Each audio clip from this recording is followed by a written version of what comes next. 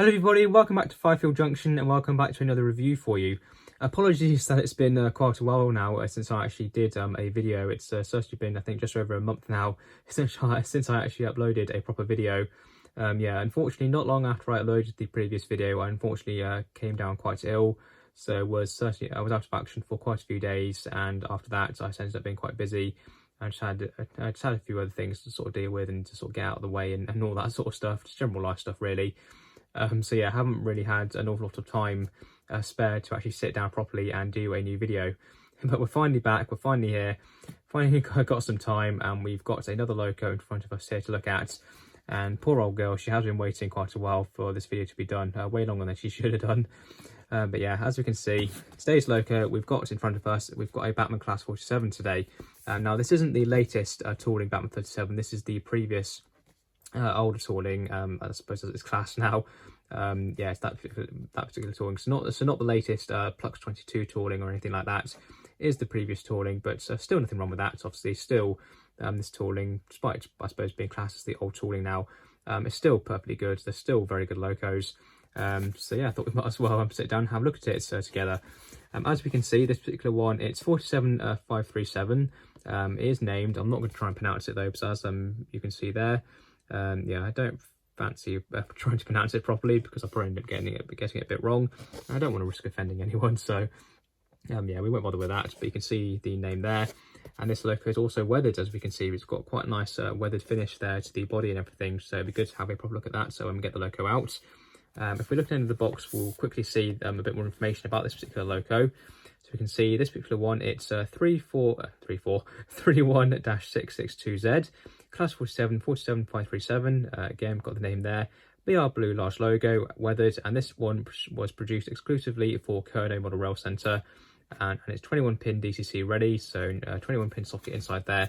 If you want to chip it, which I'll obviously be doing in the future, I won't be doing it right now, but yeah, definitely do that as soon as I can, get a chip in her. And yeah, as it says there, this was produced exclusively for Kerno. I'm not entirely sure when exactly this model was produced. I'm guessing it's probably right near the end maybe of I suppose for this particular tooling of 47, probably not long before they started doing the new tooling. But well, when we get the loco out, we'll see the date printed on the back of the cardboard tray. So we'll see exactly when this model was actually, I suppose, produced. But yeah, it's produced exclusively for Kerno, and obviously, I bought this loco. Well, it's probably about a month and a half ago now. It was near the start of September. I actually bought this loco from a model railway exhibition, and the price I paid, £100. Well, £99.99, but yeah, £100 I paid for this loco, brand new from Kerno. So yeah, couldn't resist that. Thought might as well. It's a really good bargain. I've been looking at getting a large logo 47 for a while, so I thought, you know what, I might as well go for it. Why not? And yeah, Kerno basically had these on offer. I don't think it was just a show special offer. I think it was more just a general offer, because they also ended up having them on offer on their website as well, for that price as well. And they have unfortunately all sold out now. So if you want to try and get one, you can still look around. I'm sure they still might pop up here and there. But yeah, they're not in stock with Kerno anymore, which is kind of fair enough, I suppose. It was a really good discount, really good bargain.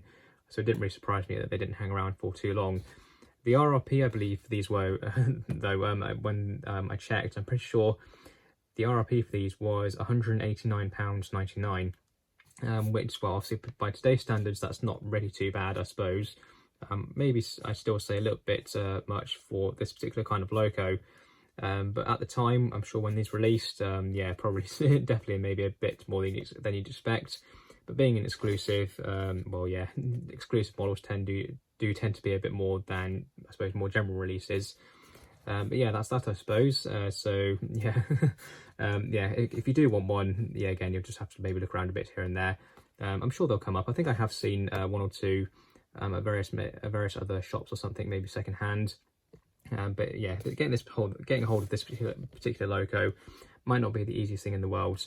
But as for the loco in real life, I might as well talk a little bit about it. I have found out a little bit about this loco. I'm not entirely sure why this particular loco was chosen to be a Kerno exclusive. Maybe this one was, I suppose, I'm guessing maybe this one was maybe very common in the southwest. I'm not entirely sure. But yeah, this particular loco is still going today. Not under this number though, and obviously not in this livery, but this loco is still going today, as far as I know, as 47772 with West Coast Railways. Hopefully she's still going. From what I've seen, she is. So hopefully, fingers crossed. If you want to go and see this particular loco, yeah, she is still going. She does still exist. Not carrying this name anymore either though. But yeah, she is still going, which is good. But apart from that, I don't think there's really much else we can say. I think we need to open the box. We need to stop rambling on. We need to open her up and have a look. So we'll slide the sleeve off, and then we can take out the block of ice there, and we've got all of the instructions, everything here.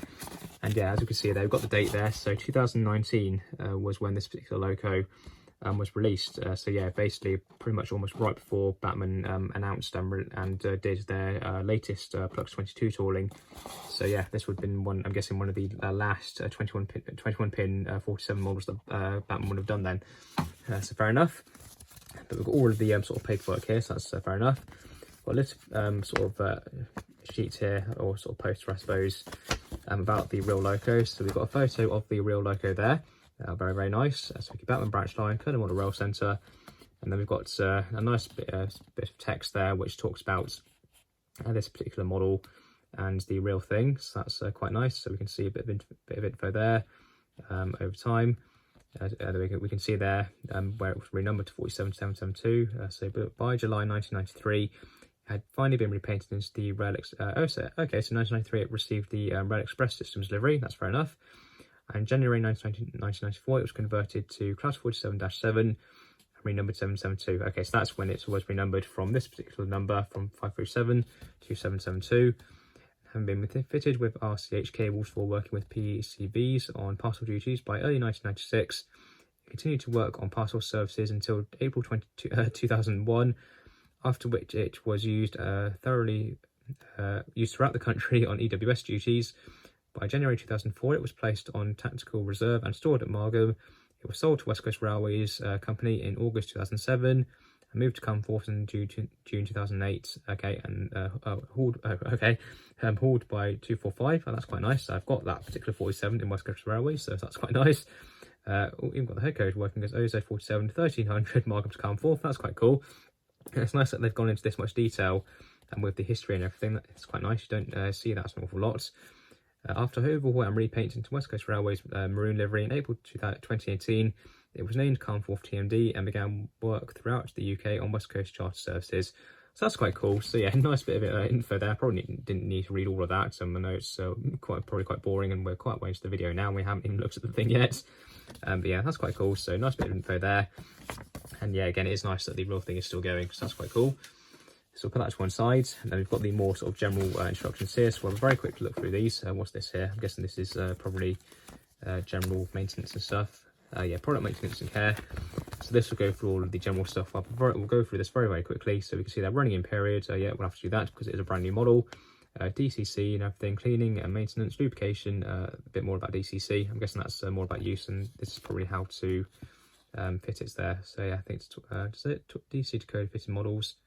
Oh yeah, that's fair enough. Curves, second radius, I'm guessing that'll be, yeah, storage. Quick look on the inside. Let's have a look. Yes, fair enough. So club warranty, yeah, we're not really interested in that, so we won't bother with that. So we'll put that to one side. And then these instructions here, these will go, I guess we'll go into a bit more detail about the actual like body removal and all sort of that sort of stuff. So again, very quick look at this. So yeah, we've got general body removal, DCC decoder fitting. Yeah, the model has 21 pin interface for a decoder with an appropriate fitting. Yeah, that's fair enough. Lights, talked about functions for them. So directional lights and cab lights. Yeah, that's fair enough. Buff beam details. Yeah, we'll have a quick look at those in a minute. On the other side, there we go, we can see there the exploded diagram with all the various bits and bobs inside, so we can see the mechanism there. So typical diesel sort of mechanism, motor in the centre, twin flywheels, drive shafts and all-wheel drive, all-wheel pickup. That's fair enough, and then a bit more there about the decoder socket. So yeah, that's all good. I'll put that to one side. And there we go, we can see a bit of the loco a bit better now. So we'll slide off that sleeve and we can get at the details and everything. So first things first, if I can get them off. Are they sellotaped on? They sellotaped here. Don't see what's come off. Get that, okay, there we go. Let's take down there. That's fair enough. So yeah, there we go. First things first, as we probably expect, we can see there very nice extra metal nameplates, and they've been weathered as well, which is quite cool. So they've got a little bit of a dirty finish to them. Hopefully you can see them there, holding out the shadow a bit. So there we go. You can see the nameplates there, so that's good. I'll definitely fit those at some point. And then next bag, we can get it off. There you go, pull that off. And this should have all the details in it. So yeah, there we go. All sort of inside the speaker enclosure. Try and get them out a bit. Don't think I'll be able to though. But hopefully you can sort of see in there all the various details. We've got various sort of hoses, vacuum pipes, snow plows, couplings, all sort of details there for you to fit onto the buffer beam. That's good. I'll definitely do that at some point. I'll fit details to one end. I think it looks quite nice, to be fair. Obviously not everyone's cup of tea, but I like to do it. So that's good. And then we can finally, everything out of the way, we can lift up this plastic and we can actually get the logo out. There we go. We can put all the packaging out of the way to one side because I'm not interested in that anymore. Oops, not the camera there, sorry about that. There we go. So we can pick up the logo, and here she is. There we go. Hopefully you can see her quite well. I do apologise for the shadow, but not much I can do about that because it's not actually the camera. That's just more how the lighting setup in this shed is. So it's not incredibly ideal. I'll try and hold her mostly in shot if I can in the lights. But yeah, there we go. And yeah, looking at her, look at this. She is absolutely beautiful. The first thing that really catches your eye, in my opinion, is the weathering on the body and everything. Just look at that. It really is a step up from, I suppose, more typical factory weathering that you're probably used to, especially going back a few years when you literally just basically got some basic, I suppose, airbrushing on the underframe and maybe a little bit around the exhaust. But apart from that, that was probably all you got. But yeah, certainly nowadays, and I suppose even back with this one 5 years ago, factory weathering really was something else. It certainly was changing and evolving to something much better than it was. And yeah, this is no exception. You can see all of the sort of detail that's been put into it there, all sort of the distress to the paintwork and all the dirt and everything on the side. Really, really good. And the underframe as well, obviously all the bogies, you've got the fuel tanks, the battery boxes there. All of that's been nicely weathered. Yeah, really, really nice. But glossing over the weathering, actually looking at some of the details themselves. Let's have a look. So yeah, sprung buffers as you'd expect, so you don't expect much less. Oh, look at that, you even got the weathering effects on the windscreen there for the windscreen wipers. That's really, really nice. You've got a driver at this end as well. Hopefully there shouldn't be one at the other end. No, there isn't. That's good. You don't get this from Bachmann anymore, which is a bit of a shame. You still do sometimes get crew, maybe in the detail bag or something with some locos. But yeah, you certainly don't get this feature of a driver fitted to one end sort of out the box anymore, which is, again, a bit of a shame, but I suppose fair enough. Gives the user maybe a bit more options. They could fit their own driver, or they could choose which ends they want them in, which is, again, fair enough. We have got some details fitted actually from the factory, which is quite cool. We've got the actual movable screw link coupling there, which is nicely fitted. We've got a little sort of, I believe that's one of the, is that the ETH cable? I could be wrong. But yeah, we've got one of the cables there fitted around the buffer, which is quite cool. That's very nice. We've got the lights there, which will light up, so we'll get to see those later. Obviously, we've got the two headlights there, and then high intensity one for headlights, and then the two tail lights there. You've got all separately fitted handrails around the front as well, separately fitted lamp hooks. Got the antenna on the top there. Got more handrails down the side. The doors don't open, which is a bit of a shame, but again, it's fair enough. You don't see it an awful lot. It is a nice feature, which I suppose adds a little bit of realism. But obviously not a lot of people like it that much because, again, I suppose it is a bit pointless. Very few people will actually really use that feature to, I suppose, its sort of full extent of maybe actually having the door open or whatever. But yes, fair enough. The bogies are very, very nice. Again, you've got the weathering on them. Got the steps on the side there, all the springs, the axle boxes, even the white quartering marks on the wheels there. They look very, very nice. All the, well, yeah, I suppose that's what they are. Well, is that what they're called? I can't fully remember. But yeah, you got the white lines or stripes on the wheels there. I suppose that's maybe a bit of a better term, which you did see quite a bit, and they look very, very good. So that'll be very nice to see later when the logo's running. Hopefully we'll be able to see them. I've got the BR Large logo there, and the livery as well. All the colours have been applied beautifully. I can't see any issues with the paintwork anywhere. It's all been done very, very well. We've got a nice slight satin sheen there to the bodywork as well, which is quite cool. Again, got the nameplate there. The roof, let's have a quick look at that. Yeah, I suppose it's basically as you'd expect really for a loco like this. Obviously, if this was a newer model, you'd probably expect a bit more detail, a bit more depth to it. But still, as it is, it's certainly not too bad. You've got the exhaust there, all of the grille detail there, which is all nicely moulded. You've got some of the more panels on the roof there. Got proper etched metal grills over these separately fitted fans underneath. They're not motor driven or anything. There's no sort of mechanism to make them spin, but they are there, which is good. Obviously on Bachmann's latest touring 47s, if you buy the deluxe versions of those, then you do get operating fans. But obviously they do cost quite a lot more money than what this loco does. Looking more, let's have what other areas are there for us to look at. I suppose we haven't looked really much at the actual centre on the underframe there too much. You can see all the printing detail there. You can see all the little warning signs on the. I'm pretty sure they're the battery boxes, and I'm pretty sure one of them is the fuel tank. Obviously, I suppose with this subclass, the underframe is a little bit different. Normally, you'd have basically, well, I suppose, one sort of big fuel tank or such along the underframe there, but on this one, you've got a bit of a cutout in the centre, which is quite nice. Quite a nice attention to detail. I didn't actually fully realise how many variations Bachmann tooled on this tooling, but it's quite cool that they have. Looking at the other end of the loco, again, the buffer beam, got more sprung buffers. You can see all the little holes in the buffer beam for the details to go, depending which end you decide to do. Got the couplings as well, and they are NEM couplings, as we can see. We've got a nice NEM pocket there on the bogie, and a nice small tension lock coupling. Again, you've got the wheels there, obviously all-wheel drive, all-wheel pickup. So we shouldn't see any sort of issues with her in terms of reliability, certainly not until those wheels get quite dirty, or if the track's really dirty. That won't be an issue. But I've literally basically almost literally just cleaned the inner loop that we'll be running her on, so we should see some nice, beautiful, smooth performance from her. Cab detail, if we can just about try and have a look in there. Hopefully you can see a little bit inside the cab there. It's not the best, I'd say. None of it's really painted or anything, but it is. Some of the details are sort of picked out. They are. You can see the sort of very mouldy detail inside there. But again, obviously this was a newer loco. The cab would be a lot better. Well, you'd hope it would be anyway. But as it is, it's not too bad. Again, you've still got some detail in there, so it's not just been left blank, so that's quite nice. But yeah, overall, apart from that, I think that's pretty much almost everything really. There isn't really much else to say, I suppose. I suppose there is the other side of the loco, but obviously that would basically be just almost exactly the same. Yeah, as we can see there, again, you've got the weathering, the livery application.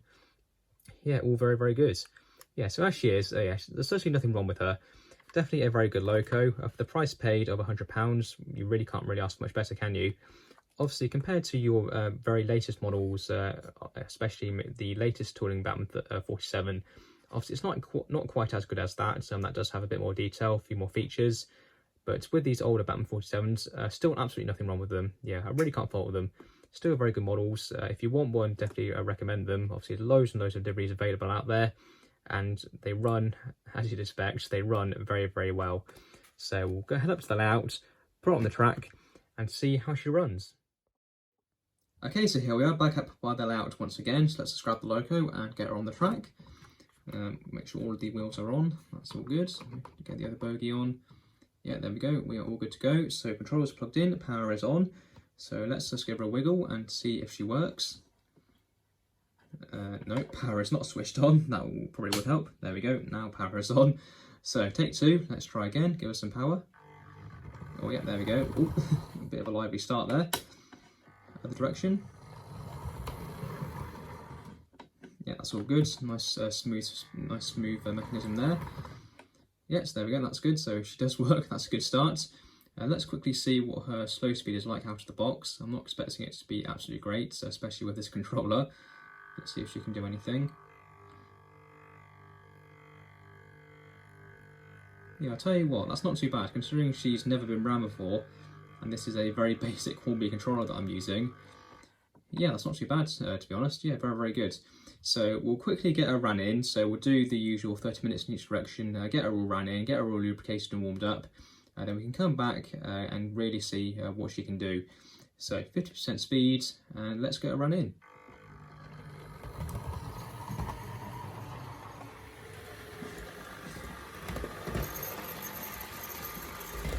So as you can see, that's 50% power and running very, very well. Not too slow, not too fast. She does seem to be making some quite concerning squeaking noises when going around the corners, which is a bit interesting. Not too sure what that is. Might just be the mechanism, just sort of initiates the noise going around the corners or something. I'm not sure it's the gearing. Yeah, not too sure about that. Yeah, apart from that, apart from the noise, she's running very, very well. Nice and smooth, nice and consistent. She's not slowing down at all anywhere. Yes, that's fine. So we'll leave her to run in, let her do the full 30 minutes in each direction, and then we can come back and we can really see what she can do.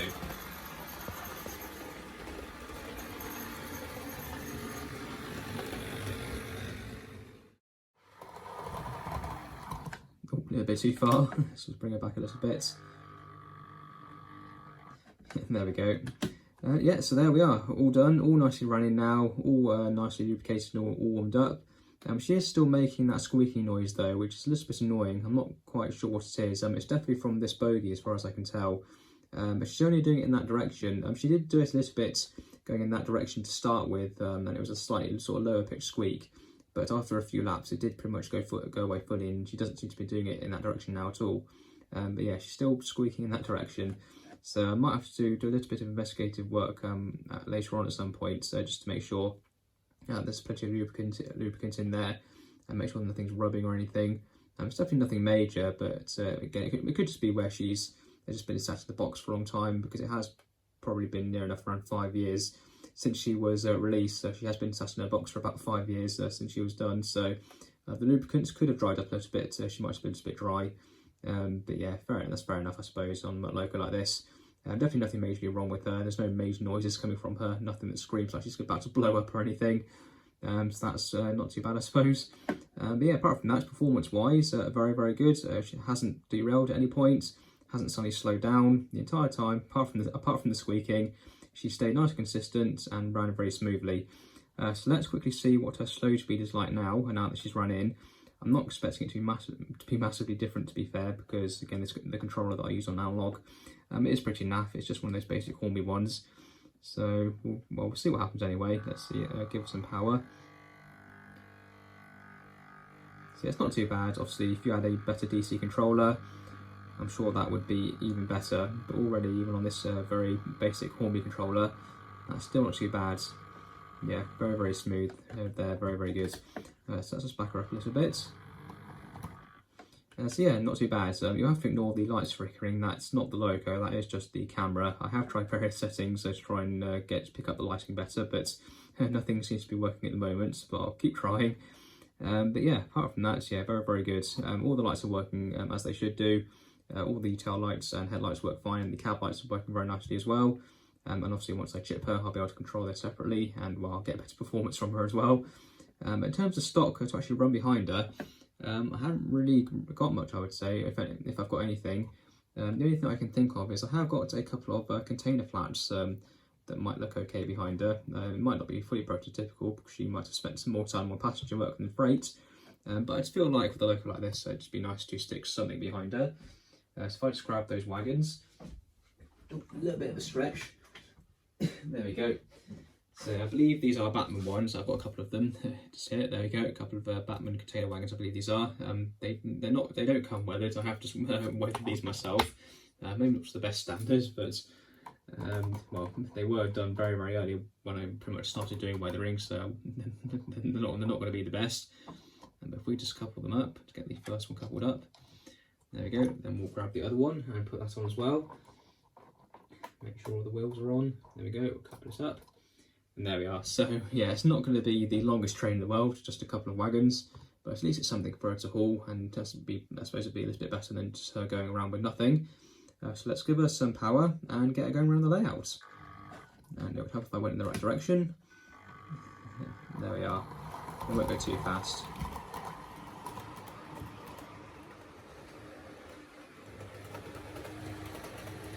And there we are.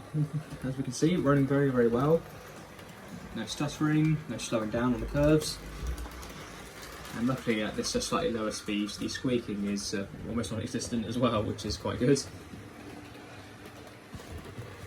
But yeah, she looks absolutely amazing, doesn't she? Especially with the weathering. Some people probably aren't the biggest fan of weathering, but for me, I really do like it. It definitely just adds something to the logo. I suppose one thing, obviously, if you get the weathering right, Obviously it does look much more realistic. But yeah, absolutely beautiful loco. If you want one of these, I definitely recommend it. I know this particular one won't be the easiest in the world to get hold of, obviously being an exclusive and being a limited edition model, which I think I forgot to mention earlier. It is a limited edition model as well, of I believe only 512 pieces, which is, well, I suppose, normal for locos, especially with Kerno. Quite a few of their exclusives have been around that amount. Yeah, if you want this loco, or even a Bachmann 47 in general, especially this tooling as well, I definitely recommend it, especially if you can't afford the newer Bachmann 47. These older ones, even though they're technically not old. It does feel a bit weird calling them old, because they're not massively old, to be fair. I suppose tooling wise, in a way, they are. But even the very latest ones like this, they still do hold their grounds, for sure. They definitely have their place. So yeah, if you want one, definitely recommend it. Amazing model, amazing price, beautiful performer, beautifully detailed, absolutely amazing.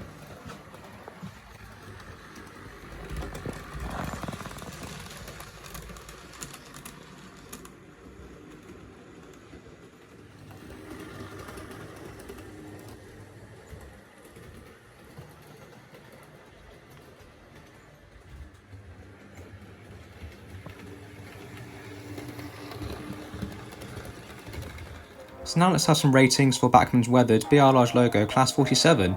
So the detail on this locomotive, it really is second to none. Certainly not quite as good compared to the very latest class 47s from Bachmann, but apart from that it still is very, very good. Loads of various moulded and separately fitted details all over the place, right down from the bottom of the bogies right up to the roof. You've got the electric grills on the roof, you've got all of the various printed details all over the body and the chassis. A beautiful livery application, and the weathering as well on this loco especially really is absolutely amazing. It really does just make it look the part on the layout. Really can't fault it, it's absolutely amazing. The performance on this loco as well really is really good. Very smooth, very consistent. I've only marked it down ever so slightly with that squeaking that the loco seemed to do. I'm not too sure what it was. It has mostly gone away now with the running in, as you probably saw earlier.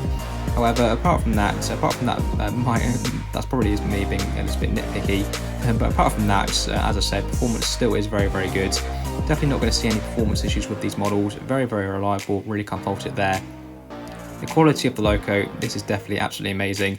As is usual with these models and Bachmann in general, I find the build quality is absolutely amazing. The loco is very well put together. It feels nice and sturdy in the hands. Everything's been fitted very straightly. All of the paintwork has been applied very well. Really can't fault the quality of this loco at all. Really can't find anything wrong with it. The value for money then, well, I think this is quite obviously, it was going to be a 10 out of 10. £99.99 for this loco, so basically £100. Brand new as well, just an absolute bargain. Absolutely amazing value for money there. Really cannot fault that. So if I could give it even higher than that, I would. But yeah, absolutely amazing value there. Amazing bargain, amazing loco. You really can't ask for much better. So that's an overall score of 9.5 out of 10. Very well deserving, an amazing model. If you want one of these, obviously it probably will be quite hard now with these being an exclusive and now being sold out. But if you do want one of these, or a class 47 from Bachmann in general, definitely recommend it. An amazing loco for an amazing price.